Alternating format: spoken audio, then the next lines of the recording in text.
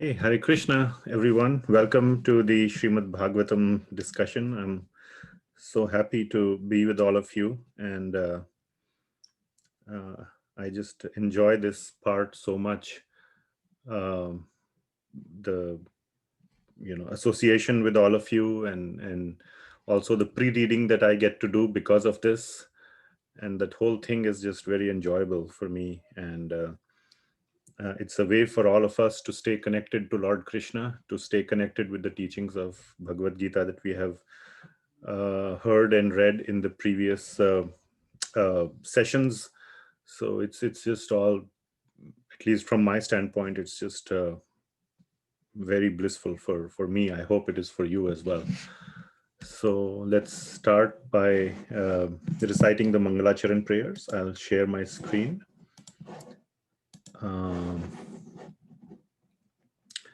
I hope you can see the screen. And these Mangalacharan prayers are in the introduction of the Bhagavad Gita as it is. So we will recite these. No, that's fine. Om Ajnanatimirandhasya Jnananjana Shalakaya Chakshurunmilitam Yena Tasmai Shri Gurave Namaha.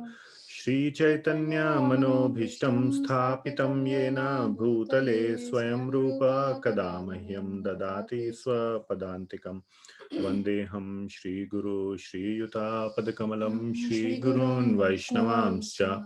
Shri Rupam Sagrajatam Sahagana Raghunathanvitam Tam Sajivam Sadvaitam Savadhutam Parijana Sahitam Krishna Chaitanya Devam Shri Radha Krishna Padan Sahagana Lalita Shri Vishakhanvitamscha. Nama Om Vishnu Padaya Krishna Pristhaya Bhutale Srimate Bhakti Vedanta Swami Niti Namine. Namaste Saraswati Devi Gauravani Pracharine Nirvishesha Shunyavadi Paschatya Desha Tarine. He Krishna Karuna Sindho Deenabandho Jagatpate Gopesha Gopika Kanta Radha Kanta Namostute. Tapta Kanchana Gaurangi Radhe Vrindavaneshwari Vrishabhanu Sute Devi Pranamami Hari Priye.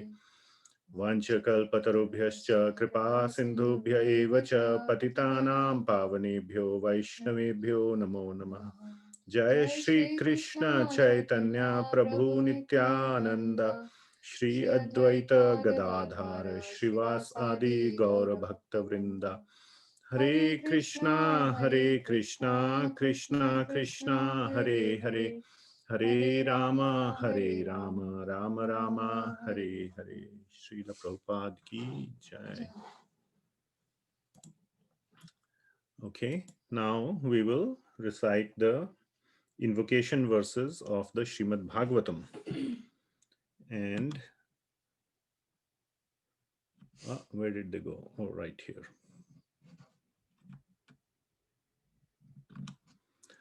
Om Namo Bhagavate Vasudevaya. And I would request, if you all want, you can unmute at this point and we can all hear each other say these very beautiful, this line at least, and if not, the next three verses as well. Please feel free to unmute.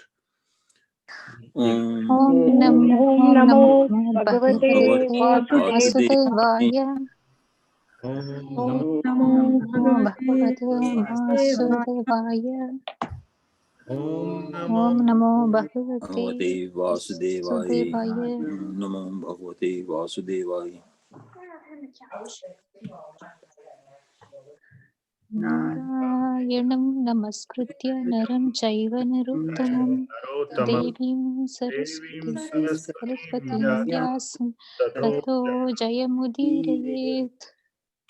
Nashtapraye Shvabhadreshu Yam Bhagavati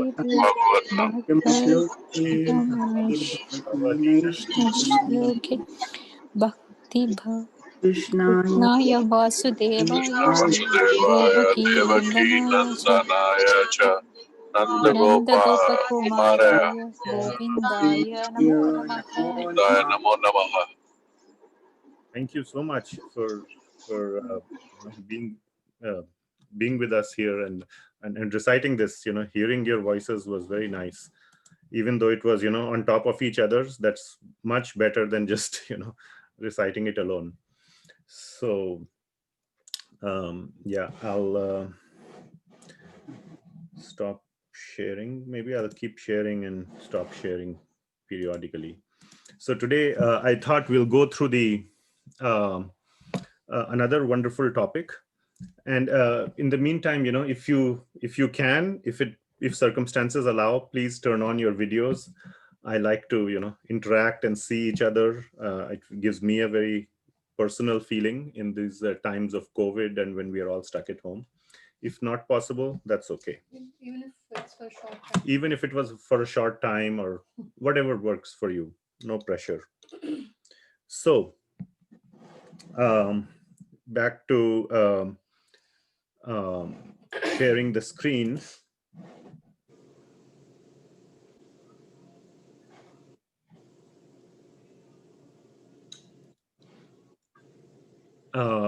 So we will, So we will go back to this picture. And if you remember, there is this narration of Srimad Bhagavatam going on, where Srila Śukadeva Gosvami is narrating to Parikshit Maharaj. And in the last 3 weeks, we went into the amazing story of how Parikshit Maharaj ended up in this particular situation, very fortunate situation where he could spend his last 7 days absorbed in hearing Srimad Bhagavatam. Such a fortunate departure, or a setup for such a fortunate departure of Parikshit Maharaj. Now, I just wanted to share that there is if I wanted to sort of remind you all, we had already shared this, that there is a retelling of Srimad Bhagavatam that is occurring by Srila Suta Gosvami. So here is a picture. As you can see here, the sage that is sitting on the higher platform, he is not Sukadeva Gosvami. Sukadeva Gosvami, as you know, one of the things that you can see about him, he's blue in color. He's very young, just to kind of show you again, this picture and this picture as well. Very young, bluish in color. And of course, he's a Nitya Siddha. He is completely self-realized. He has zero discrimination between this thing that is material or that thing that is material or that thing that is material. Everything for him is spiritual. So in that consciousness, he doesn't even care to wear any clothes. So, that very clearly you can see here, and that it is Śukadeva Gosvami that is speaking. And also you can see one person, who he appears to be talking to, just one. Rest, everyone is there, but they are there sort of simply as a invisible audience, more or less. Sukadeva Goswami is absorbed in talking to Parikshit Maharaj, and Parikshit Maharaj is absorbed in listening to Sukadeva Goswami as if nobody else is there. Actually, this is one of the things that how we should listen to Srimad Bhagavatam, not like, whenever our Gurudev, Srila Prabhupada, or whoever, Acharyas are speaking Srimad Bhagavatam, we must listen as if they are speaking directly to us. Not like, okay, I'm one among the many. I know this, I know that, I know this one also, I know this, tell me something new. I know all of this. Not like that. We should listen as if he is speaking directly to us, and we should hear every word that's being spoken. Just like Parikshit Maharaj, even though there may be 1,000 people next to us also listening. So anyway, I just got reminded of that learning that I got from listening to one very wonderful class long time ago. So this picture, we can clearly see there is Śukadeva Gosvami and there is Parikshit Maharaj. Whereas in this picture, it's very clear that it is not Sukadeva Gosvami. sage is speaking, and he doesn't seem to be speaking to any one person. He's speaking to an assembly of sages. And here is another picture from an older time. And again, same thing, a huge assembly of sages with one particular sage speaking. And this is when Suta Gosvami has heard the Srimad Bhagavatam from Śukadeva Gosvami. So Suta Gosvami was one of the people sitting in that previous assembly. And he happened to hear, or he was there when the Srimad Bhagavatam was being told by Śukadeva Gosvami to Parikshit Maharaj. And then later on, he happened to come to the place where Shaunak Rishi. So one of these sages you can see here in the assembly is Shaunak Rishi, probably this one, who's sitting right in front. Maybe he's Shaunak Rishi, the leader of all the sages, and they requested Suta Gosvami to narrate what wonderful things he heard from Sukadeva Gosvami.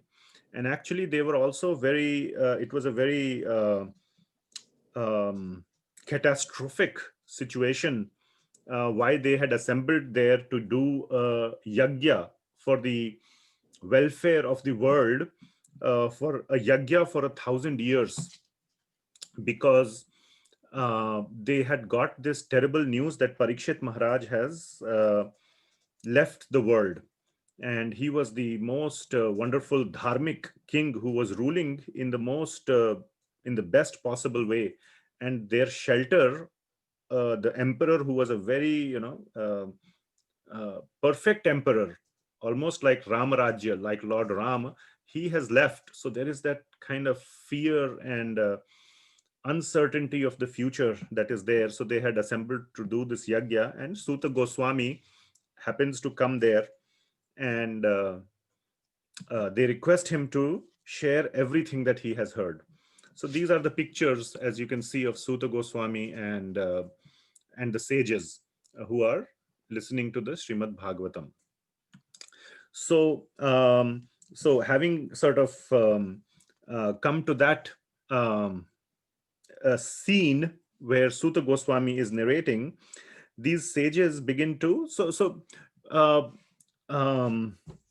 where I'm going with this is that we had, if you remember, we had two topics long back when we started: story and history of Parikshit Maharaj and story and history of Sukadeva Gosvami. So Parikshit Maharaj is the listener and Shukadeva Gosvami is the speaker of Srimad Bhagavatam. We covered this first part in fair amount of detail. There is a lot of more detail, more things that we could discuss about Parikshit Maharaj that we have not discussed yet. We'll discuss it sometime later. Now we'll switch to the second part, which is the story and history of Sukadeva Gosvami. So that's where we are going with this particular topic. Okay.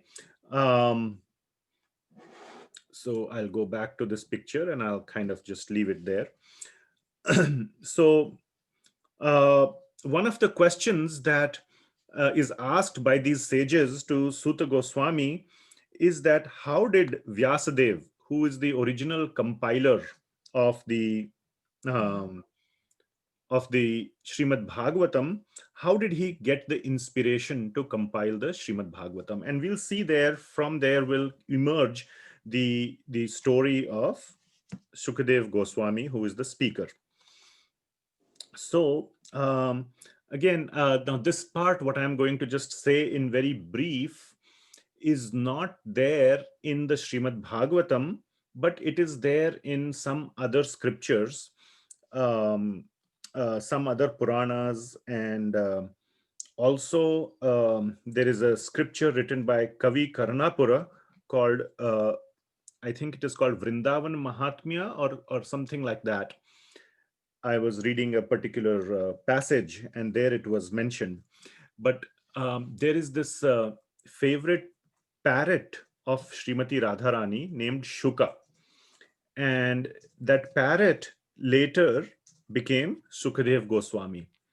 So what happened, as it is said, is that that was the favorite parrot of Srimati Radharani. And when Srimati Radharani and Lord Krishna were ending their pastimes on this planet and returning back to the spiritual world, the parrot also wanted to return back. So, however, Srimati Radharani said that the people of this world need to hear about Krishna. So you stay back and you share the pastimes and the glories of Krishna with the whole world. So that was the service that was given to that parrot Shuka, and that's how that parrot, uh, in his next life, uh, not as because the parrot, was kind of like us who take from one life to another, one body to another body. The parrot was a spiritual entity, had perfect eligibility to go back to the spiritual world, but as a service, when spiritual entities or spiritual beings are given a service, they stay in the material world just to serve the Lord. So the parrot took another body, and that happened to be, and that is Śukadeva Gosvami, so that he could deliver the message of Srimad Bhagavatam to to the rest of the world. So that's kind of the little bit of background. But we'll pick up the narration of Srimad Bhagavatam from the 4th chapter of the 1st canto. And there it is described that Shukadeva Gosvami was, I'll kind of stop sharing here. Shukadeva Gosvami is the son of Vyasadeva. Vyasadev's full name is Krishna Dvaipayana Vyasa. So he is the son of Vyasadeva, and he is an eternally liberated being. So when he was in the womb of the mother, he did not want to come out because he did not want to get entangled with all the miseries and whatever material entanglements of this world. So he stayed in the womb. Finally, after a lot of calling by Vyasadeva, because Vyasadeva was very attached to his sort of newborn son, he finally came out of the womb of his mother when he was 16 years old. So he stayed in the womb for 16 years. Now, yes, one can say that this is all how is that possible? And the same thing can be asked, how can Lord Krishna lift the Govardhan hill? We have discussed that so many times. These are the histories. These are not mythologies. These are not fantasy stories.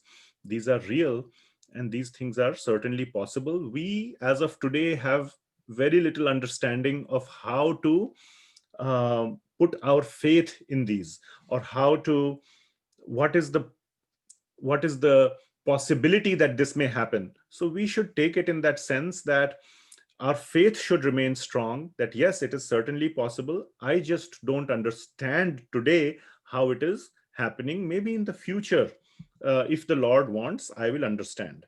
Like a small child, if he asks a very complex question, the parents tell him, grow up a little and then you will understand. Right now, you won't be able to understand. So the child is satisfied. So in that way, we should take it. How can a child remain in the womb for 16 years? Anyway, so Sukadeva Gosvami came out of the womb, and he immediately left his parents and started walking away. And Vyasadeva was surprised. What is this? My son, he's just born. He need to be with me. I need to love him. I need to hug him. I need to express my love for my son. And he's just walking away. He's just abandoning his parents and he's just leaving. So it is described in the Srimad Bhagavatam that this Shukadeva Gosvami was a Mahayogi, was a very, very advanced yogi, and he was a Samadrik. Samadrik means he was a complete self-realized person who could see everybody equally. He had no distinction between one or the other. So he was born like a but in his appearance and all, he looked like a madman, like a one who doesn't care about anything. He doesn't care if he's wearing any clothes or his hair are nicely combed or anything. And he just started walking away. And one of the beautiful descriptions that is given is that just to kind of get a sense of how by even seeing him, one could realize that he's self-realized. others could realize that. So he was walking by a lake where some heavenly damsels, some devis from higher planets, from Svarga and from, some heavenly ladies were bathing in a lake. And he was just walking by, and of course he wasn't wearing any clothes and all that. And the ladies who were bathing in the lake, they also didn't care. He's walking by, he's a young boy of 16 years old, and they didn't care. And Vyasadeva was running behind him, and he is such an old person. Vyasadeva is, like a very is a sage, and he's very old. He's having a long beard and all that, and he's running behind him. And when those ladies, those heavenly devis, they see Vyasadeva, they become shy, and they turn away, and they cover themselves up, and they behave in that way. Then Vyasadeva is surprised, and he asks those ladies, my dear devis,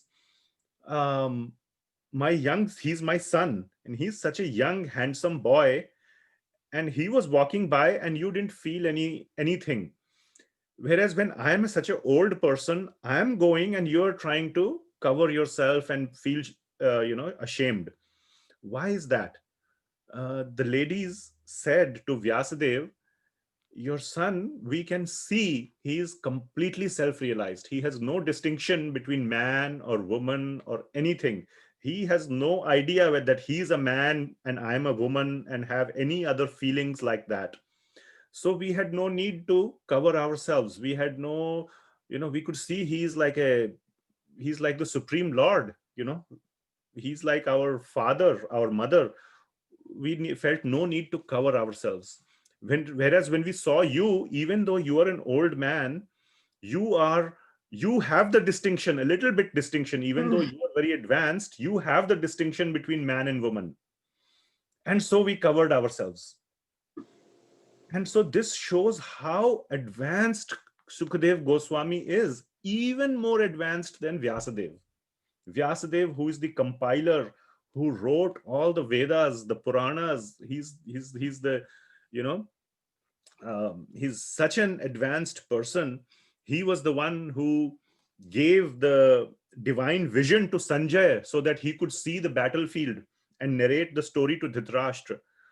Vyasadeva is such a great personality. Imagine how great Sukadeva Gosvami is. So this is just a small example that is given to show how, what is the elevated position of Sukadeva Gosvami, who is going to narrate the Srimad Bhagavatam. So Sukadeva Gosvami was running away. Vyasadeva was following him. And then Vyasadeva thinks, how can I get my son back? And so he thinks that he is a self-realized person. But Vyasadeva knows that a completely self-realized person who even has no distinction between man and woman or anything material, everything is spiritual for him, such a person takes tremendous relishment in hearing about the Supreme Lord.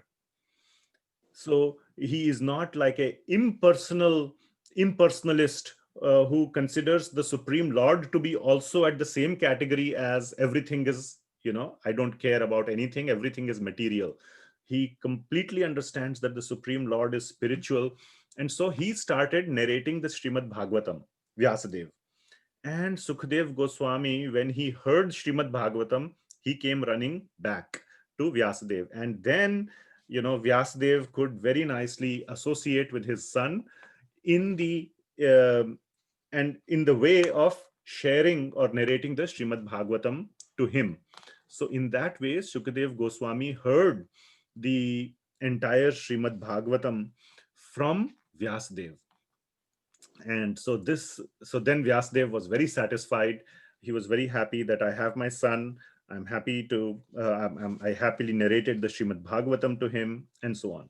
So here, a couple of points that I wanted to bring up. One thing is that, in the family relationships also, it's not like we have to just, love and affection between family members just doesn't mean that, we kiss each other, hug each other, or, jump on each other and have a pillow fight and those kind of things. yeah, in our understanding, those things are what we call as having fun. But great fun can be achieved within the family simply by discussing topics of Krishna. It doesn't have to be like a heavy exercise or something like, oh my God, now we are dealing into spiritual thing. We have to all sit straight and don't move, and uh, like a serious class between a professor and a student. No, it can be a very fun activity to discuss topics of Krishna and gain a lot of or enjoy a lot of relishment within the family, just like father and son were doing. So, another very important thing that, and now we are kind of going into a little bit of philosophical discussion, and then we'll come back. Another part is Sukadeva Goswami, being such a self-realized person, he was an extremely self-realized, like you can see, I described that particular incident.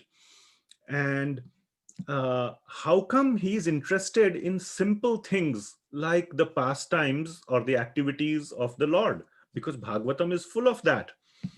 Just, stories about Lord Krishna and his various incarnations. How come he's interested in these kind of, I would say, simple things that typically children like? Children like stories.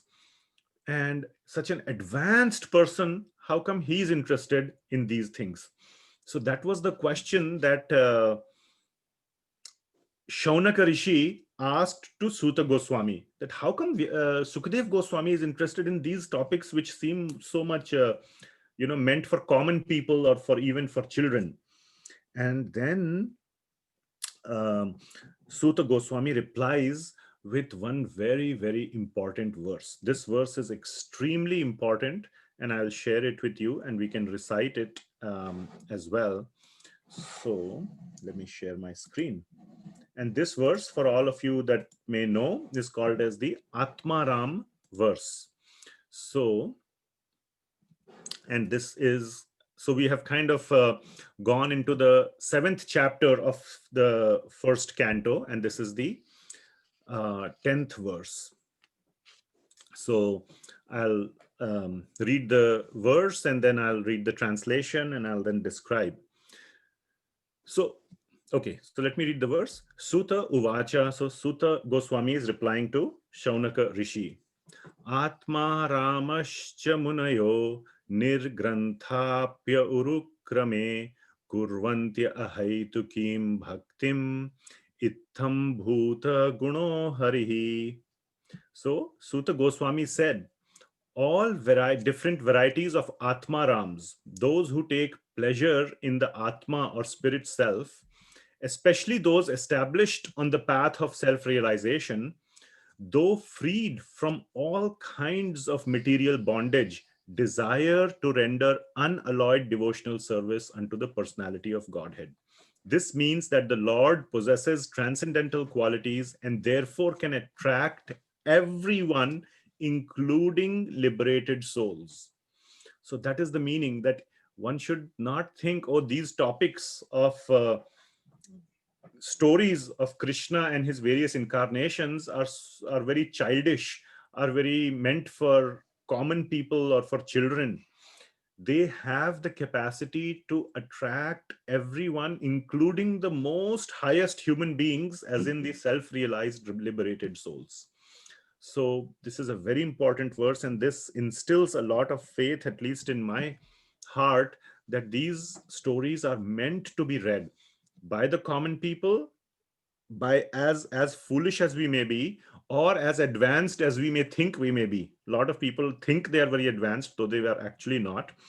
And even for such people, these the stories of Srimad Bhagavatam are very, very relishable.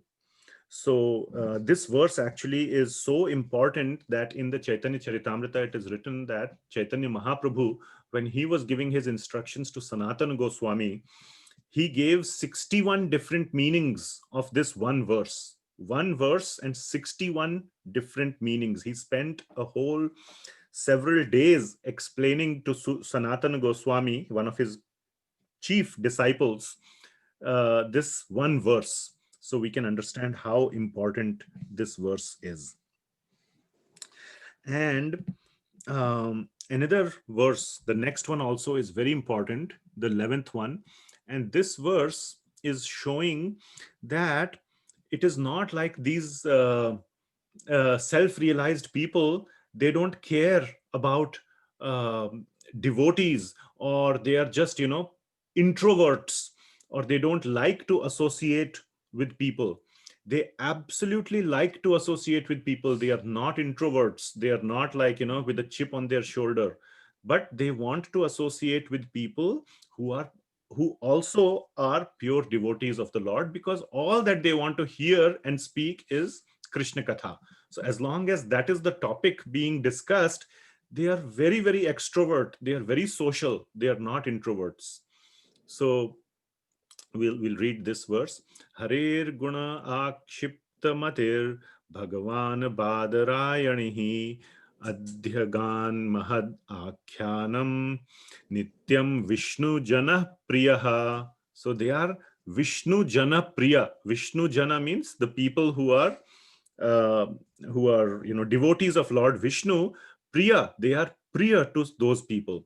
So Srila Śukadeva Gosvami, the son of Srila Vyasadeva, was not only transcendently powerful, he was also very dear to the devotees of the Lord. Thus he underwent the study of this great narration, Srimad Bhagavatam. So this is just showing that how sweet, how beautiful, how wonderful Srimad Bhagavatam is, that even self-realized souls are so interested in hearing it.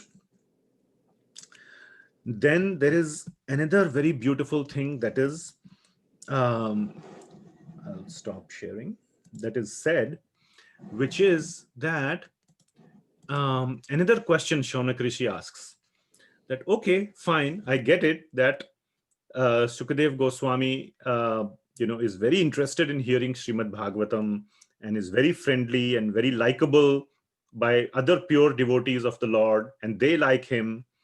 But another question is, he's like a, Nitya Siddha.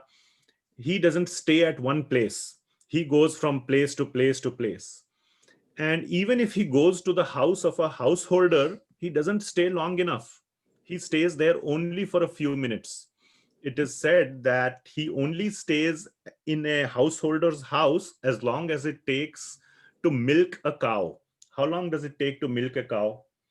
Maybe few minutes, half an hour at most. I don't know. I mean, I remember when I was a child. These days, it is not possible to see, cow sheds.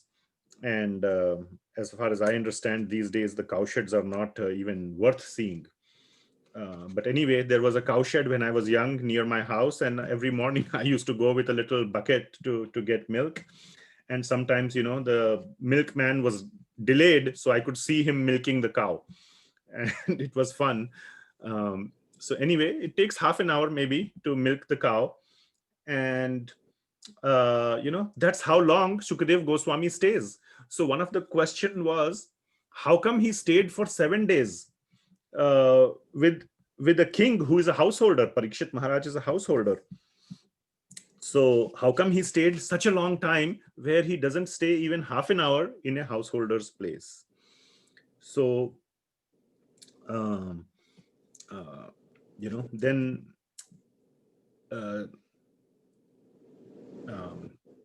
Suta Gosvami starts describing that this is the beauty of the Srimad Bhagavatam, that this Srimad Bhagavatam is so nectarian that to speak the Srimad Bhagavatam, he can stay as long, 7 days, even 7 years he would have stayed if it took that long to narrate the Srimad Bhagavatam.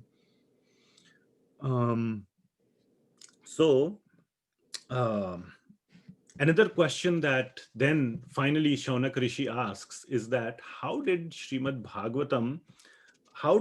Vyasadeva come up with Srimad Bhagavatam? What is the sort of the source? He told it to Shukadeva Gosvami, then Shukadeva Goswami told it to Parikshit Maharaj. How did Vyasadeva get the Srimad Bhagavatam? How did he compile it? So we will go into that discussion. So in Suta Gosvami begins describing the story of Vyasadeva at this point. So we will switch from, we heard about the glories of Śukadeva Gosvami, how he was born, how he was self-realized, and still so interested in the activities and glories of Lord Krishna. He was interested in all these things. We heard all that part. Now we will go a little bit into the history of not of Vyasadeva, not directly Vyasadeva, but how did Vyasadeva come up with Srimad Bhagavatam, that part of the history. And this is also from the 4th chapter of the 1st canto of Srimad Bhagavatam. So all this, whatever I'm saying, is all taken from Srimad Bhagavatam. And if you want to relish more nectar, if you are feeling so overjoyed and so happy hearing this, please read the Srimad Bhagavatam. That's where I have taken 100% of all this, whatever I'm saying. So it so happened one time, Vyasadeva was concentrating, this is the beginning of Kali Yuga. So Dwapar Yuga has ended and Kali Yuga has begun, and Vyasadeva can foresee that Kali Yuga is coming. So he was sitting one day and meditating what to do about Kali Yuga. Just like all the other pious people, Parikshit Maharaj was trying to keep Kali Yuga away. Those sages of Naimisharanya who were hearing from Suta Gosvami, they were trying to think about the welfare of the people by doing this 1,000-year yajna. So everybody was trying to think how to ensure the welfare of the people during this age of Kali, which is very, very problematic. Go ahead and mute. Okay. So he says that, he was thinking that this Kali Yuga is so problematic, so miserable. People will be having short lives. They will have no faith in God. They will have no faith in the activities and of God and the scriptures where all these activities are mentioned. What to do? So he thought, let me compile the Vedas, break them down into smaller portions so that people can understand them. Whatever organization that I have to do, let me try and give it to them in a nice way. Like when we have a very complicated textbook, we have some study guides or student guides or cliff notes. I'm sure you are familiar with all those kind of things. So he thought, let me, make it easy for the people of Kali Yuga to understand the Vedic knowledge. So he divided the Vedas into 4 parts: Rig Veda, Sama Veda, Yajur Veda, Atharva Veda. And then he wrote all the Puranas. He thought the Vedas are very complex and, they contain, a lot of knowledge, but through stories and histories, people can understand better, because people are anyway going to be less intelligent during Kali Yuga. So he wrote all the Puranas, which are a very nice way to explain the concepts in the Vedas to the common people. And then finally, he wrote the Mahabharata, which is, a huge epic. And you all know about the Mahabharata, so that people can further understand how to live a dharmic life by looking at what to do and what not to do, looking at personalities like Yudhishthir Maharaj, Bhishma Dev, and so many wonderful personalities, and definitely Lord Krishna as well, his role throughout the Mahabharata. And then what not to do, how not to be like Dhritarashtra and Duryodhan and so many other people. So he wrote the Mahabharata history as well, put it in writing as in. And still, after doing all this work, he was still feeling unsatisfied. He was still having a feeling of emptiness, and he was not feeling very complete, even after doing such a monumental work. Imagine the 4 Vedas, all the Puranas, the Mahabharata, all the Upanishads, all the Vedanta, everything pretty much that we call today as Vedic literature.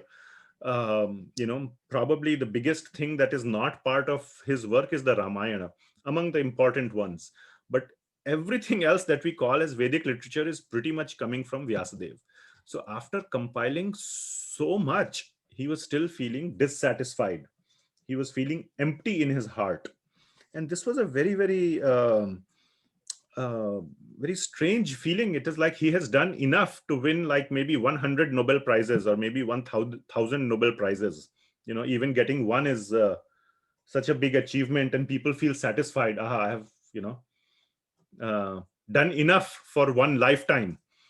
And after doing so much, he was still feeling dissatisfied. What an empty feeling it must have been. You can imagine. Something must be really bothering him. That's the point. But he could not pinpoint what is it that is bothering him. So he got some idea about what may be bothering him, but he was not fully sure. So he again started meditating, and he started meditating on the Lord and devotees. He was a great devotee of the Lord, and when devotees meditate, they always meditate through their guru. So he started meditating on his guru. And who is the guru of Vyasadeva? Guru of Vyasadeva is Narada Muni. So he was thinking about him, how to alleviate or how to mitigate my dissatisfaction, my concerns. So let me share my screen here at this point. And as he was meditating, so I have a picture. So you can see here in this picture, he's kind of sad, you can see there are some near his hands, there are all these leaflets on which he has written all the Vedas and everything, but he's still kind of sad. And there Narad Muni is coming, and Narad Muni is a transcendental person. He's like Srila Prabhupada calls him a spaceman. He can fly through space, he can fly across universes, he can go to Vaikuntha, talk to Lord Narayana, bring back the messages. So he's like a transcendental spaceman, and he can just appear wherever he desires. So right at that time, Narad Muni appeared. And as soon as Narad Muni appeared, Vyasadeva, so there's another picture here, Vyasadeva got up, worshipped Narad Muni with all due respect, everything. Very nicely he worshipped him because he's his guru. So he worshipped him very nicely, paid Dandavat Pranam. And then, Narad Muni was aware what's going on in his heart. So very, so after they were seated down, so here, this is a very famous picture. He was, they became seated, and Narad Muni began inquiring from Vyasadeva, what's going on? And he inquired in a little bit of a teasing way. He said, you have written all these wonderful Vedic literatures, all the scriptures you have written, you have done such monumental work. And then he said, he didn't say, why are you sad? He said, are you satisfied? So like that, he asked him like a little bit of a teasing way. And then he said, became more serious, and he said, I can sense you are a little bit sad. And so why are you sad? And so he knew that something was troubling Vyasadeva, but he wanted it to come from his mouth. So Vyasadeva said that, yes, you are correct. He said, even after doing all this work, I am not satisfied. And he asked Narad Muni, you are a transcendental person, you can see through everything, you know all the causes. So please tell me, what is the root cause of my dissatisfaction? Why am I feeling so empty? And then Narad Muni said, okay, so let me tell you. He said that the problem is that in all these Vedic scriptures that you have compiled, you have not broadcast, you have not very strongly, very vividly broadcast the spotless glories of Lord Hari. Lord Hari is none different than Lord Krishna or Lord Vishnu. So you have not broadcast all the glories very vividly, very nicely of Lord Hari. And he says some very strong things.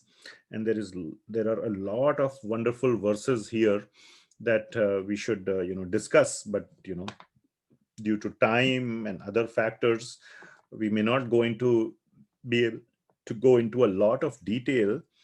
But I urge you all to read this portion of the Srimad Bhagavatam, um, and gain this very deep understanding of the conversation between Vyasadeva and Narada Muni. We have now moved on to chapter 5. So we were on chapter 4 when we were discussing till the previous time, when he was feeling dissatisfied. When Narad Muni comes and they start having the discussion, that's when the transition occurs into chapter 5. And so this discussion, the actual conversation between them, is in chapter 5 of Srimad Bhagavatam, first canto. So Narad Muni tells Vyasadeva that just glorifying what is there in all the scriptures that you have given so far, all the Puranas and everything, it's primarily dharma-artha-kaam-moksha. So I hope you all have understand what I'm saying. You have all been part of the Bhagavad Gita series, and we have discussed this cycle of dharma-artha-kaam-moksha many times. And the Bhagavad Gita very clearly exemplifies the process of Bhakti Yoga.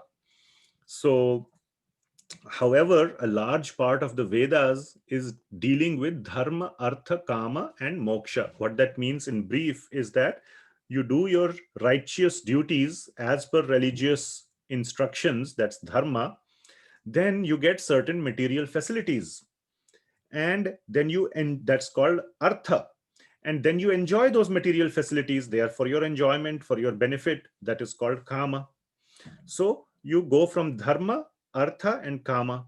And then you realize, okay, great. This act of dharma that I did resulted in this process of me gaining these facilities, which I could enjoy. Let me go back and do some more dharma, so I can go do some more enjoyment. So we are stuck in the cycle of dharma, artha, kama, dharma, artha, kama. Now, some intelligent people, they realize that's like, I'm just stuck in this cycle, infinite cycle. There must be something more to it. So when they study the Vedas little more deeply, they find moksha. That there is something beyond this trap of dharma, artha, kama, which is moksha, which means that whatever facilities I am getting, I should get. It's okay, but ultimate goal is to not just kama, is not just enjoyment of these facilities. It is for sustaining my body, but my focus should be moksha. And then the Vedas show the path of moksha. So there is this whole description of dharma, artha, kama, moksha in the Vedas. But the Bhagavad Gita goes far deeper. It says that, even moksha is not the highest goal. The highest goal is bhakti. So, and this process of dharma, artha, kama, and moksha is very slow, very hard, very tedious.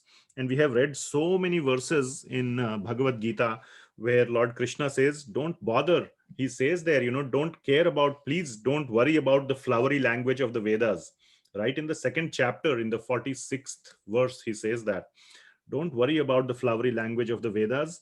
Just listen to me, follow my instructions. Especially in Kali Yuga, following the Bhagavad Gita is the best advice. So the same thing Vyasadeva or Narada Muni told, you have compiled all these Vedas and everything, which are detailing the dharma, artha, kama, moksha process, but not bhakti, and not the object of bhakti, which is Krishna or Vasudeva or Hari. So where is that? And unless you glorify that, everything else is pretty much useless. And it's like crows making noise. So you can keep doing all that what is known as the occupational duties, the swadharma, or the you know, the whole process of dharma-artha-kaam-moksha, it's very slow and it's very tedious and it's not suitable. So any literature which is not full of the descriptions of Lord Hari is not perfect. Only the descriptions which describe Lord Hari, they are the perfect ones. And even if such descriptions are done in an imperfect way, even then they provide a lot of benefit. So even if those descriptions are not 100% perfect, still you get more benefit than doing the other process perfectly. So, you know, that's how much Narada Muni is trying to stress onto Vyasadeva, that that's what you should do. And he says that, you know, and doing it is also very simple. All these fruitive activities, the dharma, artha, kama activities, you just have to do that only. The only difference is that you, instead of doing it for your own enjoyment, you do it for the pleasure of Krishna. That's all you do. You dovetail whatever you are already doing from your enjoyment to Krishna's enjoyment. That becomes Bhakti Yoga. And he says it is so simple. So all you need to do is to glorify that, and is to describe that and to explain that in great detail. Then you will feel satisfied. Now, let me ask a quiz question for all the graduates of the Bhagavad Gita class. Which verse in Bhagavad Gita demonstrates or brings out this thing very, very nicely, that whatever you are doing, you don't have to change what you are doing. Just change the fact that you are doing it, instead of for yourself, do it for Krishna. So which anybody remembers a verse like that? Yat karosi, yat asnasi, yat juhosi, dadasi, yat tapasyasi kaunteya, tat kurusva madarpanam. Very nice. Thank you so much for sharing that. You're a expert in Bhagavad Gita. So next time when I ask a quiz question, we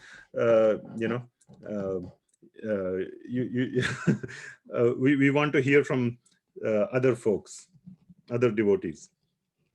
Thank you, Prabhuji. Very nice. Very nice. Your knowledge on Bhagavad Gita is very commendable. So, yad karoshi, yad ashnashi, yad juhoshi, dadasi yad tapasyasi kaunteya, tad kurushva mad arpanam. Yad karoshi, whatever you are doing, yad ashnashi, whatever you are eating, yad karoshi, yad ashnashi, yad juhoshi, dadasi whatever you are giving, dadasi, to others in charity, yad tapasyasi, whatever tapasya you are doing, whatever activities you are doing, tad kurushva mad arpanam. Do that, tad kurushva, do that, mad arpanam. Mad means me, arpanam, just offer it, do it as an offering to me. And then whatever you are doing, just keep doing that, but just change the consciousness and offer it to me and you. That is Bhakti Yoga. So that's very nice.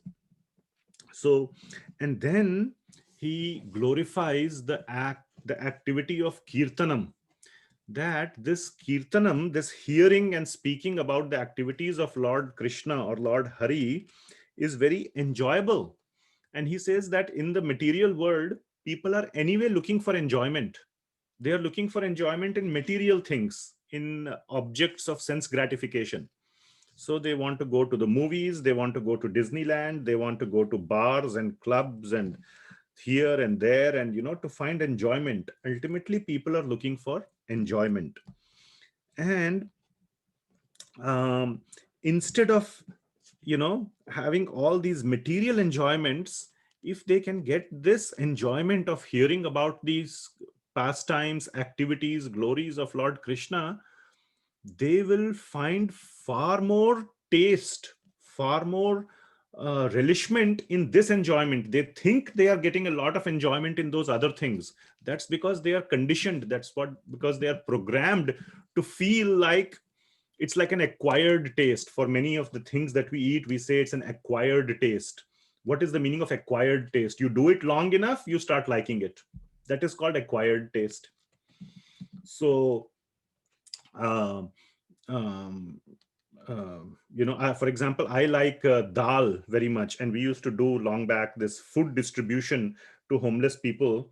And sometimes when we used to cook dal, none of the people used to like it, and we stopped cooking it after like few times, because they always said, what is this nonsense you bring every time? We don't. And we thought that, this dal, or tur dal, which is the yellow dal, or the moong dal, is so tasty. That's so I realized at that point, maybe it's an acquired taste that I have. In general, when people eat that, they just don't like it. So that's an acquired taste. So people are, like these material sense gratification, because they have been doing it for such a long time. They have become used to it. But the real taste is when, like halwa, Srila Prabhupada used to say, you give halwa to anyone, even for the first time, if he eats, he becomes hooked. Then you give him halwa next time, he will jump at it. And this is true, and we have also tried it. To a person who has never had halwa, and mix a lot of sugar, lot of ghee, and cook it very nicely, they will say, what is this? Next time when you bring this item for sure. So that is the natural. I'm just giving an example of natural taste versus acquired taste. So the taste for sense gratification, material sense gratification, is an acquired taste, whereas the taste in activities and stories of Lord Krishna is a natural taste. So he said, you should give people an opportunity to hear Lord Krishna's stories, Lord Krishna's pastimes, and that will satisfy your heart. And that is the highest state of religion. All this other stuff, dharma-artha-kaam-moksha, that you are describing, is just dry religion. There is no enjoyment in this. It's very hard. Only the very, very determined people will be able to do it. But the general people will not be able to do it, because it's not tasty. It's very dry. So with all this description, Vyasadeva, and there are more things that he says. Just let me share with you just a couple of very other beautiful things that he says, which is that, all this, the fruitive activities that are described in the Vedas, how to go to heavenly planets by doing pious activities, by being a pious person, by doing charity, by doing austerities, you go to heavenly planets. And then after those credits have been used up in the heavenly planets, as we have read in Bhagavad Gita, chapter 9, 9.23, 24, it is written that you come back to this material world. So pleasures and pains are available anyway, even in the material world. So what's the point of trying to explain how to remain in the material world more? People will anyway stay in the material world. So what's the point of giving them a better way to stay in the material world? Better give them a way to get out of the material world. And therefore he's talking about the dharma-artha-kaam portion. Of course, the moksha takes you out of the material world, but bulk of the Vedic knowledge is focused on fruitive activities. He said, what's the point of describing all that? That is all so useless. So he says that please describe, finally he just directly says, please describe Lord Krishna's pastimes in great detail, more vividly, with as much detail as possible, so that the people can get full relishment from those activities. So that's how Vyasadeva gets the inspiration. Now he already knows these things. He just didn't put it into writing. He didn't create a Purana out of it. So then he gets the inspiration to write or compile the Srimad Bhagavatam Purana. So maybe we can go a little bit further. It's 7 o'clock and we have 30 minutes. I was thinking of doing some discussion as well. The format I thought about this class was, in the Bhagavad Gita class that you all have attended, or most 90% or 95% I can see of you have attended the Bhagavad Gita class. We were primarily discussing Bhagavad Gita and questions related to Bhagavad Gita, but we didn't have a lot of opportunity to discuss how after Bhagavad Gita, how is your life going? What are you doing to implement the Bhagavad Gita in your life? And how has it been going, and things like that. So that's what was generally, and to keep us connected to the topics of Bhagavad Gita through these wonderful stories of the Srimad Bhagavatam. So that was my intent. But let's maybe go on for, or maybe let's stop here. Let's do some discussion. And if there is still time left, I'll go into a very beautiful story, which is of Narada Muni. He says that, so if you remember, the last thing we discussed is that he says to Vyasadeva that you must very vividly describe the activities and glories of Lord Krishna so that people can continue to hear them and sing them amongst each other. Now, again, quiz question, and for everybody else except Paras Prabhu, because he's an expert already. Which verse in Bhagavad Gita says that the devotees always, like to discuss the topics of Krishna with each other? Anyone? They always like to spend their time discussing topics of Krishna with each other. And they become very happy discussing these topics. You can look up open book test, open book quiz. If you want, you can look up in Bhagavad Gita, but you need to know where to look. See, the problem with open book test is that, you have the book, but you need to know where to look in the book. I have been part of some open book tests and it was equally hard. It's not like, oh, I have the book, now I'll, ace it. The problem is you need to know where to look. But anyway, anybody?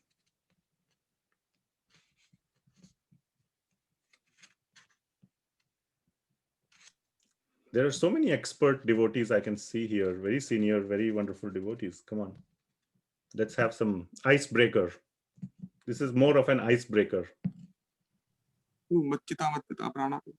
Yes, please go ahead and complete it. In meter if you'd like. I know you know it by heart. Thank you so much. Very nice. So Mad Chitta Mad, this is 10.9, 9th verse in the 10th chapter, and part of the Chatur Shloki, the 4 essential verses that capture the whole essence of the Bhagavad Gita. So this verse goes, Mad Chitta Mad Gata Prana Bodhayantah Parasparam Kathayantascha Mam Nityam Tushyanti cha Ramanti cha. So Mad Chitta Mad Gata Prana, those whose minds, Chitta, is in me. Mad Chitta is towards me. That means they are always for those people who are always thinking of me. Who are such people? The devotees of Krishna. Mad Gata Prana, whose prana, which means whose life, is towards me, is directed towards me. Mad means towards me. Gata means is directed towards. Prana, their whole life, their whole existence, their prana is directed towards me. Mad Chitta Mad Gata Prana. What do they do? Such people, what are their activities? Bodhayanta Parasparam Kathayantascha Mam Nityam. So Bodhayanta Parasparam. Bodhayanta Parasparam means with each other or together. They associate. They get together and associate with each other. And what do? Play poker after associating with each other? No, they don't play poker. They do Kathayantascha Mam Nityam. Katha. Kathayanta means Katha. It's the derivative of Katha, which means activities. Katha, stories. Mam. Krishna is saying, Mam, my stories they discuss. Nityam, always. Tushyanti cha Ramanti cha, which means they become Tushya and Ramanti. They become very happy and engrossed in such activities of Kathayantascha Mam Nityam. So that's what the same instruction that Vyasadeva is giving to Narad Muni is giving to Vyasadeva, that you write these things so that people can discuss them. If you don't write it, what will people discuss? And they will not remember through Shruti, because all these topics have existed. It's not that Vyasadeva is inventing them. It's not like he's imagining them out of thin air. They have been passed down already through Shruti, which means through hearing. But people of Kali Yuga are going to be so dull that they won't remember. So you need to write it down. And if you don't write it down, it will be lost. And if you write it down, it will give a chance to the people to enact this verse that we just discussed, Kathayantascha mam nityam, so that they will become tushyanti cha ramanti cha. They'll become very happy and very engrossed in discussing these katha. So, but you need to write it down first. And then he goes on to describe his own story, how he spent his life, and this is his past life, how he spent his past life, almost entire life doing this, Kathayantascha mam nityam, just singing the stories of the Lord. And we will probably go there today or the next time. Beautiful story of Narada Muni. So that's the sort of the, it's a topic that we want to, that's where we got here. So I'll stop here and I want to open up for some discussion, some reflections, and especially from those who have been part of the previous Bhagavad Gita discussions and the classes. How is, the question is, how is your devotional life going? What changes have you made? Anything, and we need somebody to break the ice. Otherwise, it will be a long period of silence. To share what changes you have made in your life, to include some Bhakti Yoga in it, and to make some progress towards Krishna consciousness. And we want to hear that, so that it can be, good things. It can be things where you're stuck, and good things will inspire others. Oh, if that person can do it, let me try, and things like that. And if you're stuck, then we can have a discussion. Maybe it will get someone else unstuck. They may also have the same thing. I'll say this thing: a lot of people have one-on-one questions with me. They come and ask me privately, one-on-one, how to do this. I'm stuck here, I'm stuck there. Many devotees. And I say, these are perfect questions to ask in the group, because I'm sure many other people have it. And how am I sure? Because 3 other people at least have also asked me privately. So instead of me answering it one by one, why not answer it for a lot of people? And plus, we can get inputs of other devotees. There are many wonderful devotees here assembled who have been practicing Krishna consciousness for a long time. We can all benefit from the discussion. So yes, I'll open it up for some discussion at this point. We'll see how it goes, whether it's a long silence or how it goes.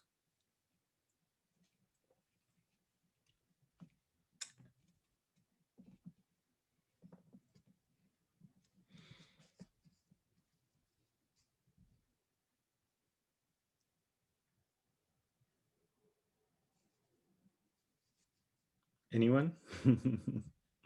I know it's a little awkward.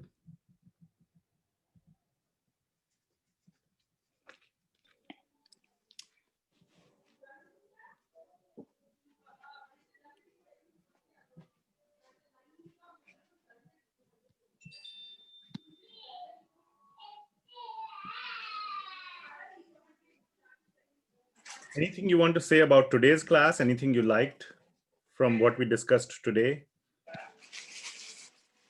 Any reflections?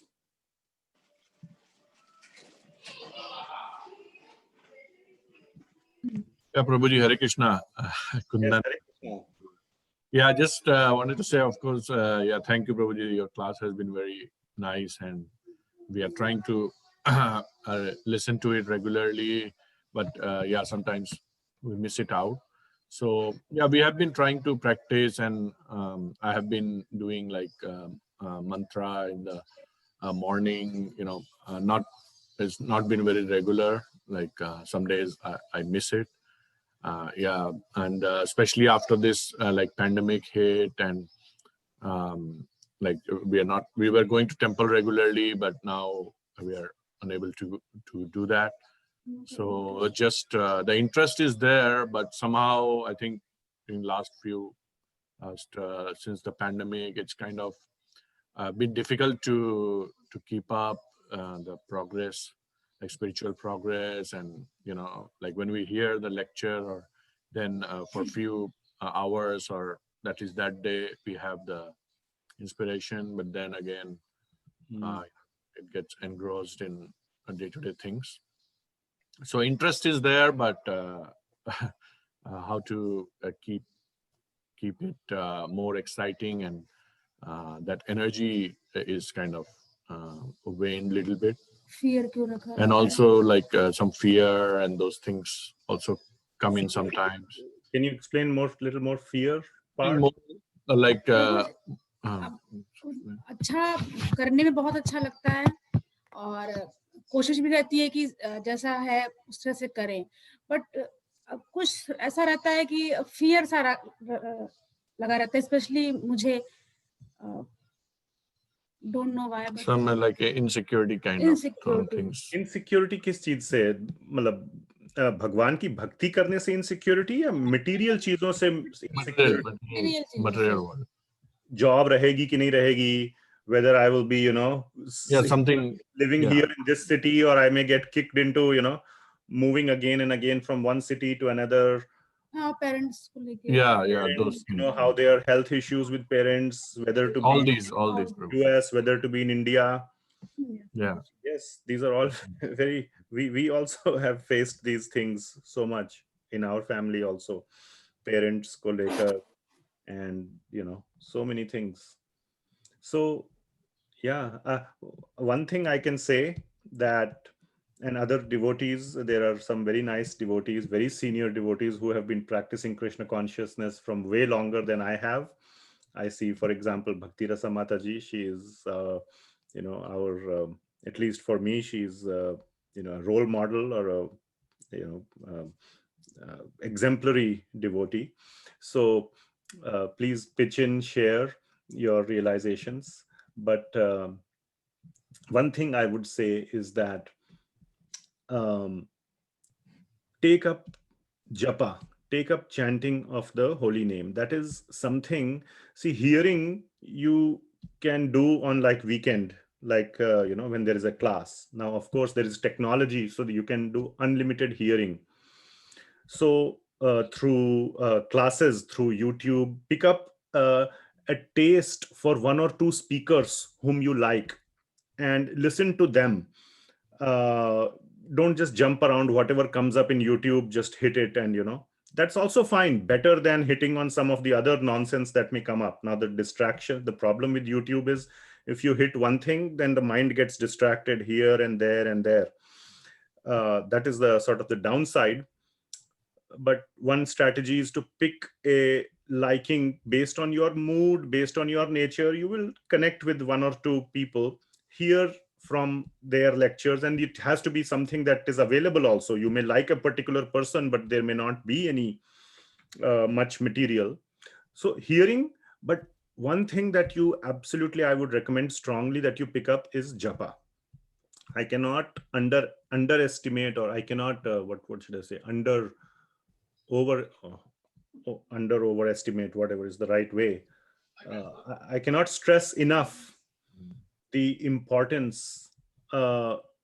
Start with 4 rounds, I would say. In Bhagavad Gita class, we used to say 2, but in Srimad Bhagavatam class, we'll increase to 4. And in the end of Bhagavad Gita class, if you have seen, we do 1 round of japa. Just to give you this was one thing for me. Time was a big factor for me. Oh my God, so much time. I have no problem with japa. As long as, if I can do the whole japa in 2 minutes, great. But it cannot be done in 2 minutes. So time is my biggest problem, not the fact that I don't want to do. And I imagine for many people, it is time.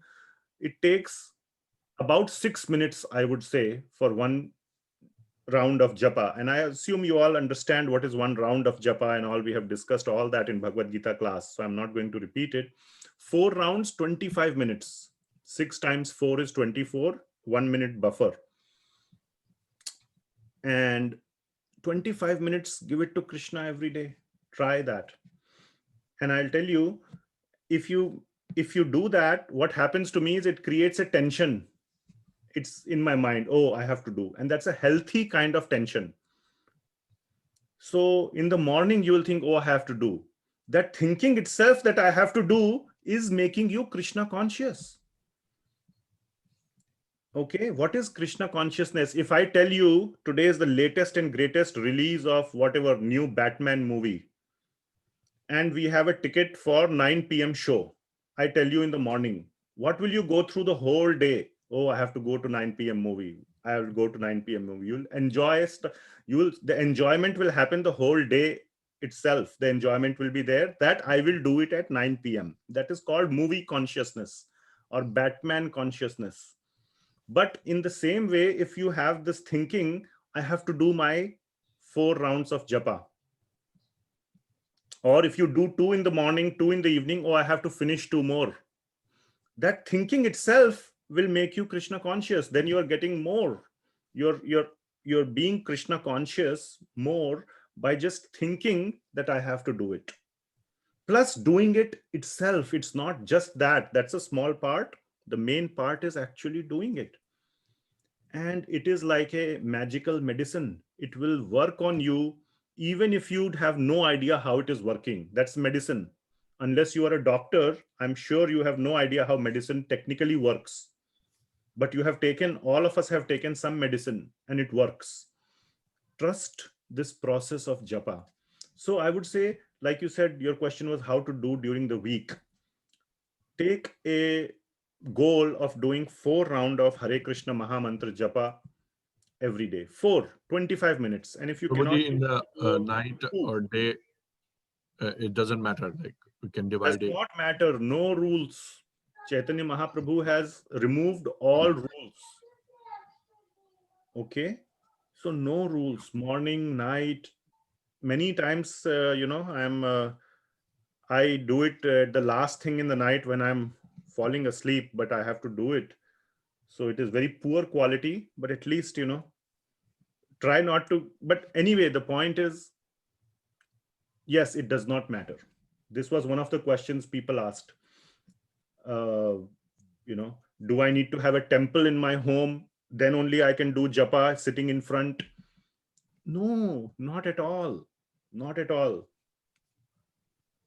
You can do it, after you can do it during a lunchtime walk. So, or many other situations, if you are now these days, we don't travel in the bus or commuter train. That will be a good place. If you're just sitting there, instead of checking Facebook or WhatsApp on your phone, do japa. So any place. Yeah. Any other question? Or does that have, try that on as a new thing. I'm assuming that is something that you can. Yes, Prabhuji. I think that will be helpful. Yeah. It will, I don't think I'll get into any discrepancy by saying this. At least for my personal side, I can say it will absolutely remove your anxieties as well in your material life. The things that you were talking about. Thank you, Prabhuji. Yeah. Absolutely, it will help in removing those anxieties. And it's not a meditation like a app. These days, there are so many apps, Calm and Headspace, and these apps which work at a metaphysical level. This is spiritual. This is bhakti. This is more than that. Of course, it is meditation, mantra meditation like that, where it calms your mind and at a metaphysical level. But it goes way, that's like a tiny part of it, the calmness. The thing is, Krishna will help. Krishna becomes he will interfere, like we have discussed in Bhagavad Gita class. He will come and play his magic. So that's the wonderful benefit. You are relying on Krishna's power to solve your material problems, but not material. He will not do it because of your material problems. It is for have that genuine desire to develop a loving relationship. As a byproduct, the material problems will go away as a byproduct. Krishna will make sure you can more easily focus on him. That's the point. Any other devotees want to add anything to what I said? Hare Ram Prabhuji. Prabhuji. I am Śrī Devi. Asked a lot of times about the japa questions. So I started doing in the car actually when I start first thing in the morning when I'm driving. So at least for 7 minutes, I try for 15 minutes, but at least this stop sign or this light sign, I can do Hare Rama, Hare Krishna mantra. So I've been doing it last week. So it's been working. If I don't do it in the morning, I realize, okay, in the return trip, at least I will do it. So first thing I used to start the radio, but now I will wait for 5-7 minutes. Once I do that thing and then I start. It's actually become a routine. So Wonderful. I do in the morning my regular puja, but I didn't add extra 7 minutes for the japa. So I added this one and that works. Awesome. That's awesome. This is like, going from not doing to doing one round of japa is huge, and it's wonderful. And just I request you to have the faith to keep taking the medicine. Better than anybody else about how medicines work. Just keep taking it and it will absolutely work. This is not like our medicines, modern science medicine, where we have only 80-90%, like they say COVID, 90% effectiveness. This medicine is 100% effective. Just keep taking. Thank you so much for sharing, Mataji. Thank you. Thank you. Yes, Nishtha, you have a question. You have raised your hand or a comment, please. Yeah, I had something to add on. Like you were saying, Prabhu, like time being tricky, like with japa and such. But this year I gladly have been like prioritizing japa, like despite schoolwork, like trying to like put it in between like my classes and stuff. And so far it's working. So I'm trying to do like a fixed number. But one thing that really inspires me is like my mom, she like what you were saying, like she never feels at ease unless she's finished her 16 rounds. Like she's like always like anxious, like, and so like seeing that kind of like anxiety inspires me to actually complete it, So that's all I wanted to say. Thank you for the class. Thank you so much for sharing that. And I happen to know a little bit about you and how strong your own devotional service is. I am very impressed by that. And I hope that you go and set an example for many, many other people. So thank you for who you are. I really appreciate your nishtha of devotion, your determination. Very appropriate name. Yeah, can I add on to that comment as well? Please, yes. Okay, so yeah, I completely agree with Nishtha about like how important the consistency is. So you always know your own limits. Yeah, you're your own person. You know yourself, right? So when you're starting, don't get over your head. The most important thing is to never take a step back. Okay, so like if it's just like Prabhuji said, if it's just 4 rounds a day, that's okay. But the important thing is never to take a step back. Always move forward. Not like, oh, let's try 12 today and then maybe 3 the next day, not like that. Just like if you could get the consistency, I think it's so much better. This year I've been like gradually increasing. I said I don't want to start at like so high or whatever, but I've been working my way up slowly, and I think I highly recommend it. I mean, recently in August I started doing 9 rounds a day, and it's not 16, I'm not, but and I've taken 6 months, and I'm only starting to like get completely used to it. So I wouldn't even dream of doing more yet. But that gradual buildup, you will notice it. Wonderful. Thank you for sharing that, William. I just want to add and say that, um, you know, um, again, devotees are sharing, I am doing 3 rounds or 4 rounds or 9 or one.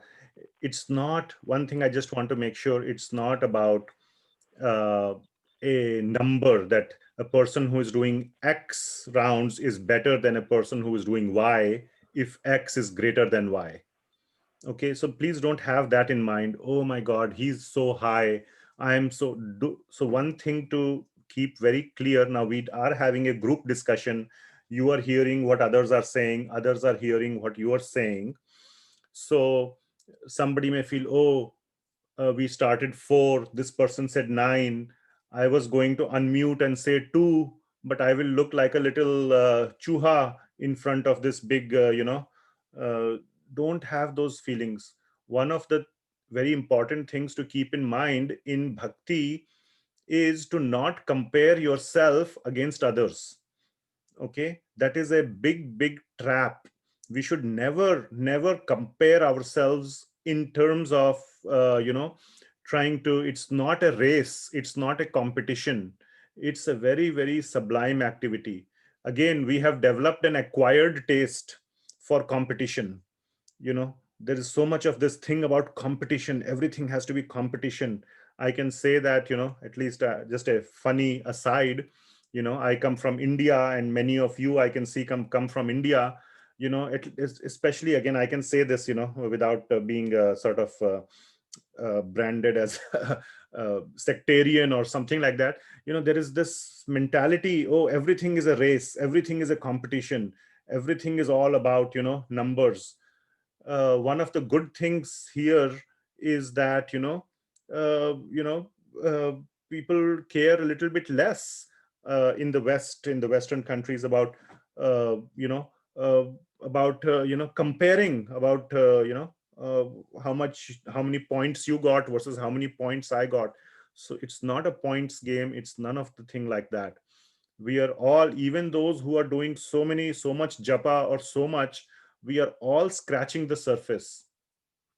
If you look at the the position of pure devotees, it is so exalted.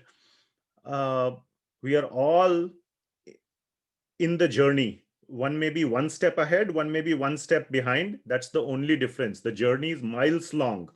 What is one step in a miles long journey? So please don't get discouraged or be too happy. I am doing so much or I am doing so little. Just focus on where you are and take it to the next level. So make a commitment. I want to do 2 rounds. Perfect. Great. And go from there to next level. Anybody else? Did you still have your hand up, Nishtha, or was that from previous? Did you have something else? No, sorry, I forgot to lower it. Okay. Somebody else wants to share something? Hare Krishna, Prabhuji. Yes, Hare Krishna. I had a question. So whenever I start chanting, after a few beats, I almost am waiting for it to finish. And I'm always and when I do it, keeping my hand in the beat bag, I kind of sometimes avoid it, but take it out and how many beats are left. And I kind of feel guilty for that. But I'm trying to understand, why do I feel like that? I was raising my hand because I also do that, a lot, especially when I'm rushed or things like that.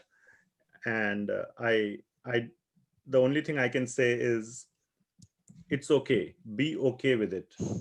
Okay. Don't victimize yourself. And what I do is, sometimes, I don't do this always as well. I'm such a wretched person, but sometimes when I go above my wretchedness, I pray to Lord Krishna that, what is this? Please help me to not be in this mood. Why don't Nikhila come and be friend of? Somebody need to mute. Okay, I'll mute. Okay. So pray to Krishna to help. This Bhakti Yoga is all about asking Krishna's help. Through the japa, we are not again doing the meditation on our strength. The japa is a call to Krishna for help. That's what it is. Okay, so there will be offensive japa at some point. We will review the 10 offenses in japa, maybe sometimes in a future class. So japa is offensive, at least mine is, but that shouldn't say that it's not like either perfect or drop it. That's the worst decision. If I can't do it perfectly, I will stop doing it. Don't do that. And pray to Krishna to remove the anarthas from our heart. That's what I will say. Thank you, Prabhuji. The japa is a call for Krishna's help. Any devotees want to add anything to that? Prabhu, okay. Sorry. Prabhuji, I heard one video of one of the Prabhujis where that Prabhuji told a way to come out of such kind of anxiety, like when I'll finish my japa. So in that I learned saying, whatever we are meditating, like the Maha Mantra, we just have to listen to that so that our mind will be on the same mantra and we will be distracting less. That's what I heard, and I've been trying to follow that, which is helping me. So thought of sharing. Sure. And one more thing I will say that, and then we'll go to Vinutha Mataji's question. She has a hand raised or a comment.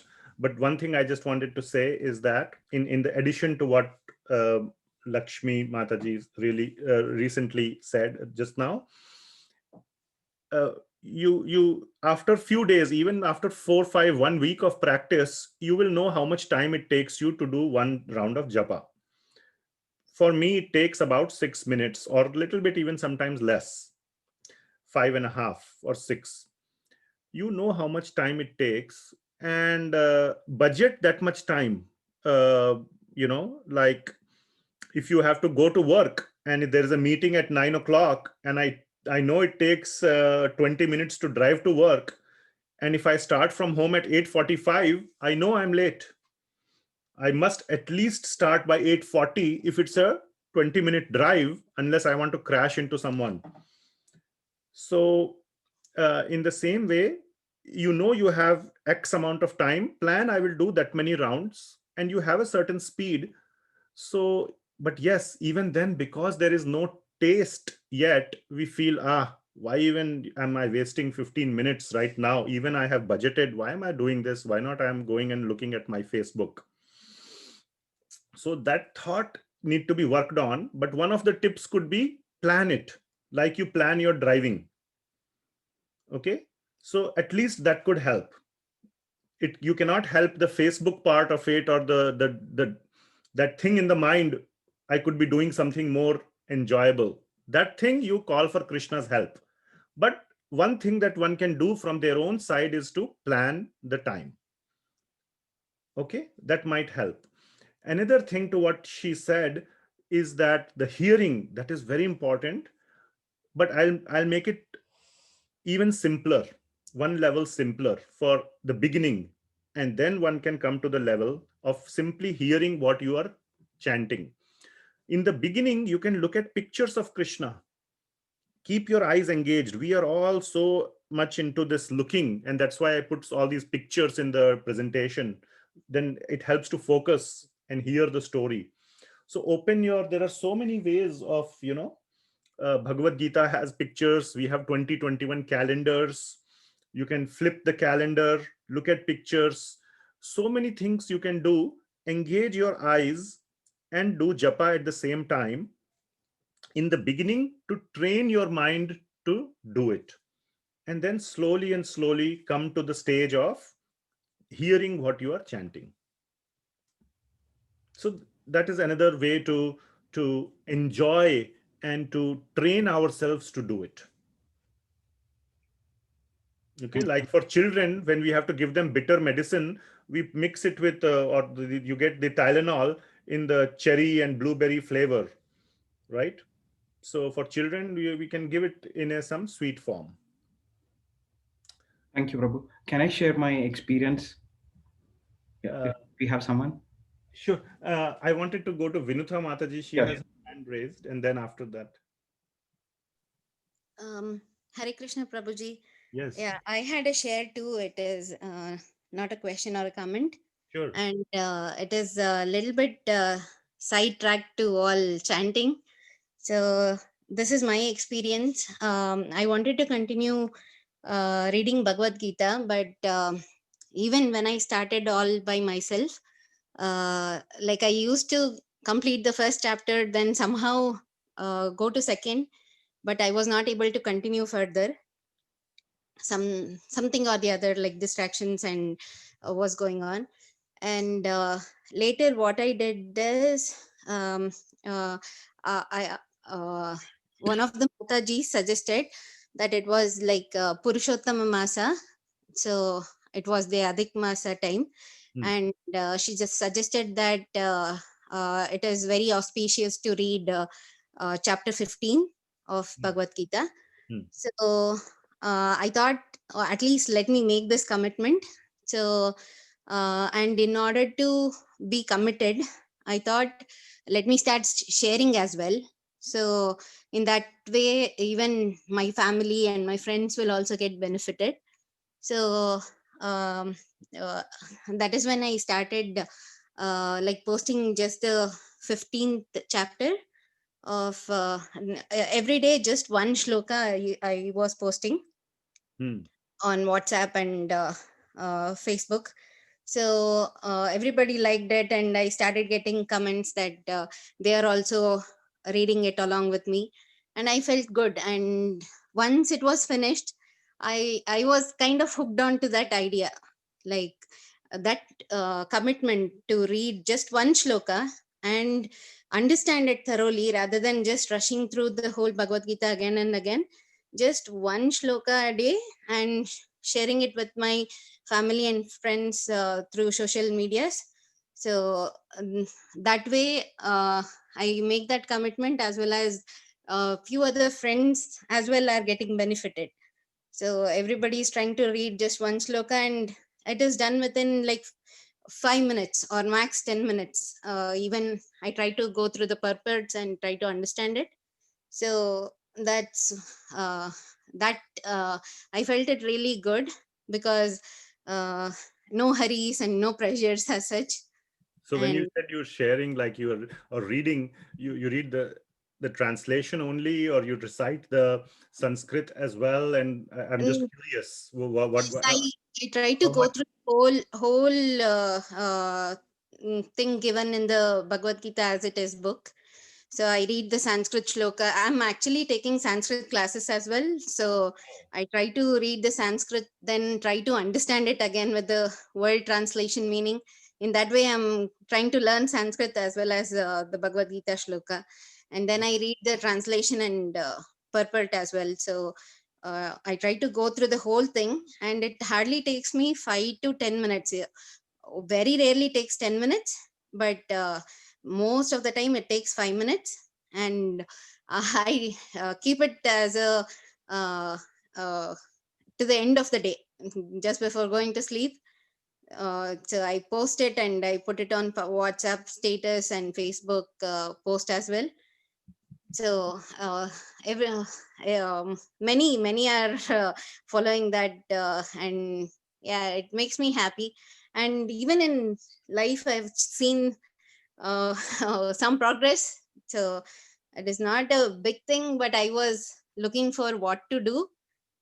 So I was thinking, I was asking God to show me a direction of what I should be doing in life, what's the purpose of my life, and all those questions were running into my mind. And luckily, I can say, as I started doing these things, one of our neighbors who has a son whose name is Krishna itself. So his mom came to me and asked me if I could teach her son.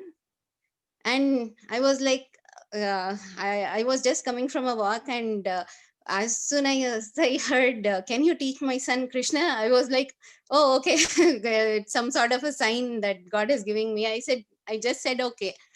And then, yeah, I have been teaching him ever since. And he's just a 3-year-old kid, and has been coming to my house and learning. Learning Bhagavad Gita, you mean? No, it's just preschool things, but I'm teaching him shlokas as well. Oh, wonderful.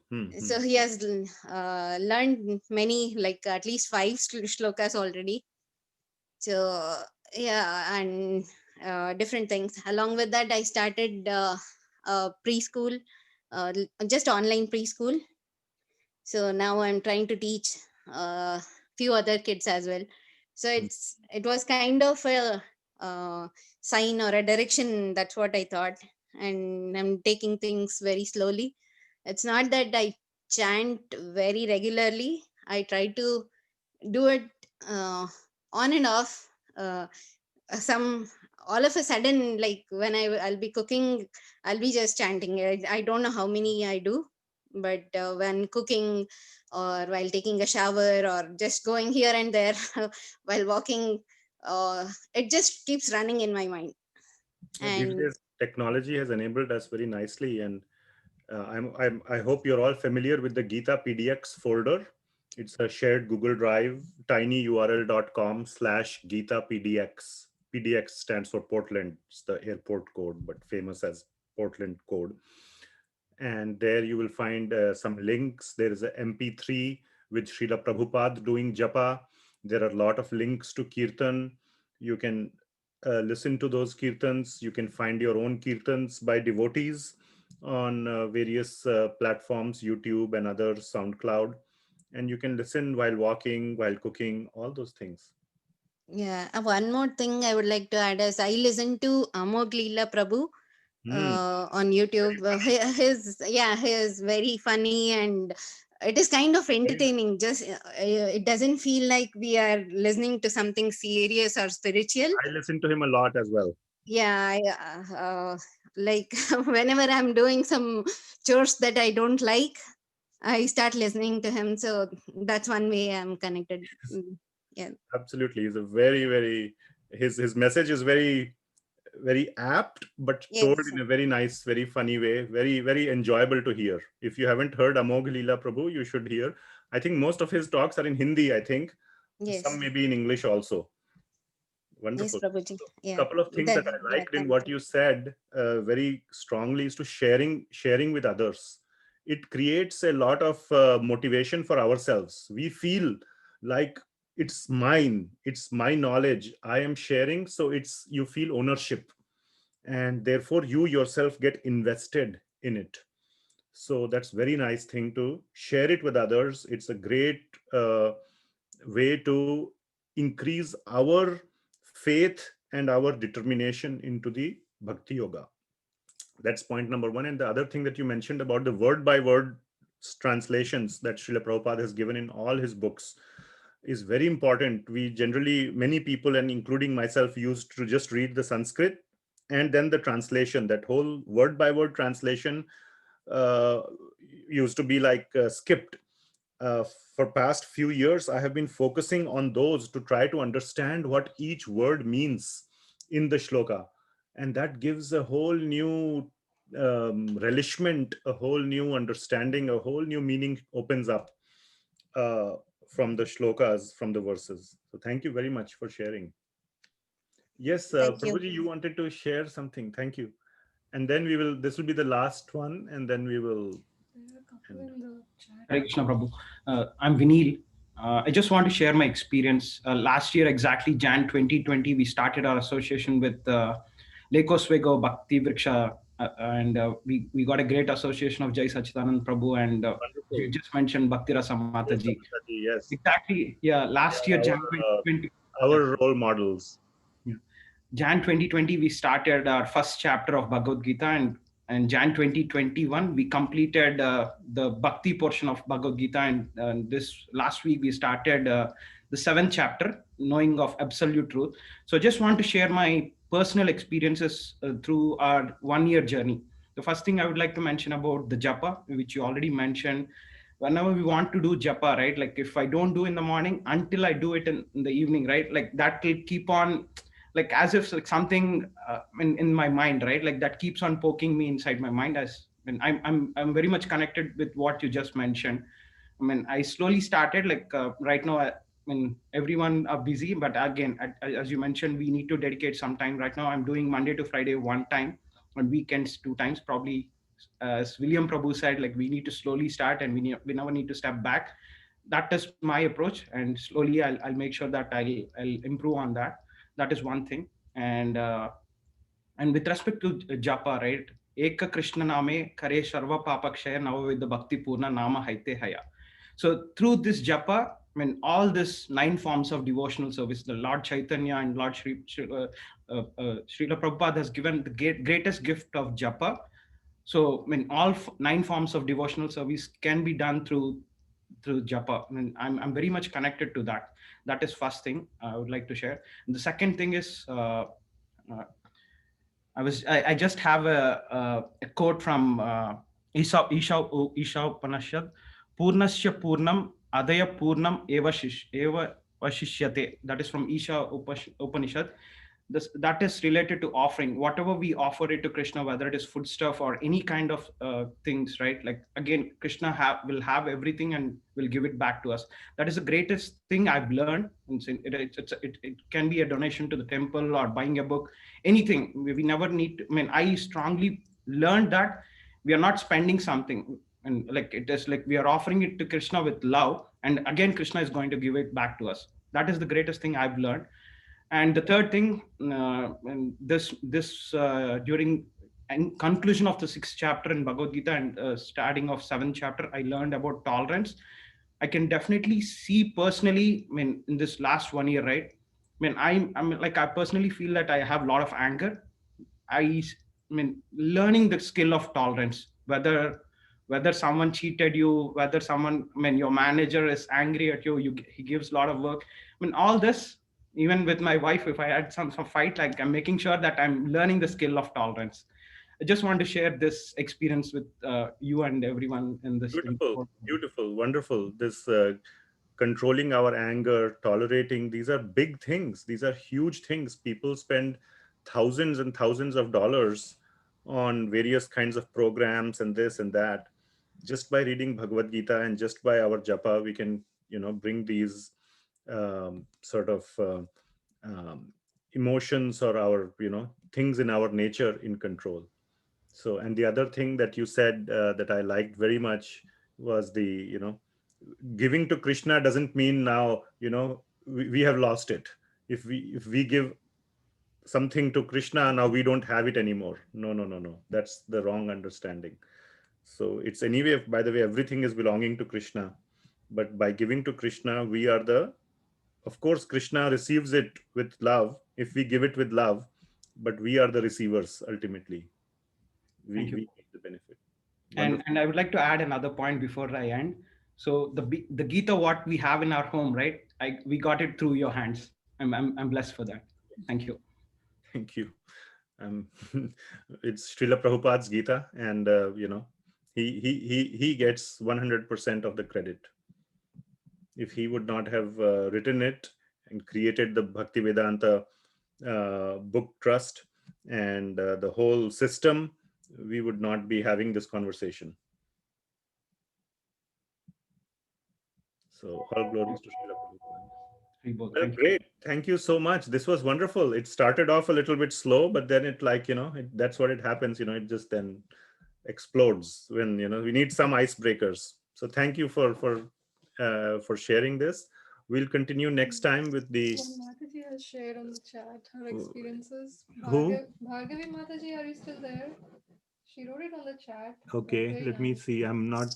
All these chats are coming. It's a little hard to keep track. Oh, right here. Yeah. So I just want to read out what she has written.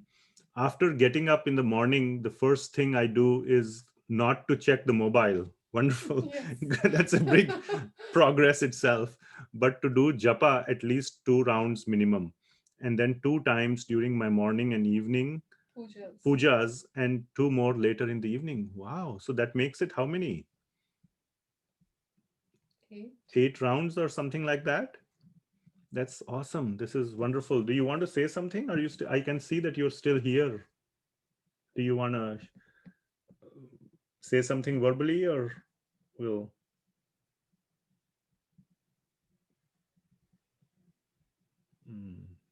Maybe she's on mute. Or so. Thank you so much for taking this on. This is very, very inspiring. For me, it is personally very, very inspiring, because when other devotees are taking on things, and we are we just feel so humbled, and so we feel Krishna's reciprocation through your Krishna consciousness. Okay, yeah, she has said I'm comfortable through chat, so that's okay. All right. Did you see that private message from the last Prabhupada about counting the number of? Yeah. Okay. Any last minute comments? Anything? Otherwise, before we end. And I hope I'll be posting this class on YouTube like all other classes. So it will include what you shared. So if you by chance, I mean, I would encourage you to let it be there, but just in case if you don't want it to be there, you can let me know by in the next half an hour or 1 hour, and I can try to I will edit it out. But I would like it to be there so that everybody who hears the class can be inspired. It's about not about our boasting or pride. It's about inspiring the other people. Okay, thank you so much. Hare Thank you, Krishna. Prabhuji. See you next time. Thank you very much. Hare Krishna. Thank you. Hare Krishna. Hare Krishna. Prabhu, could you stay for 1 extra minute?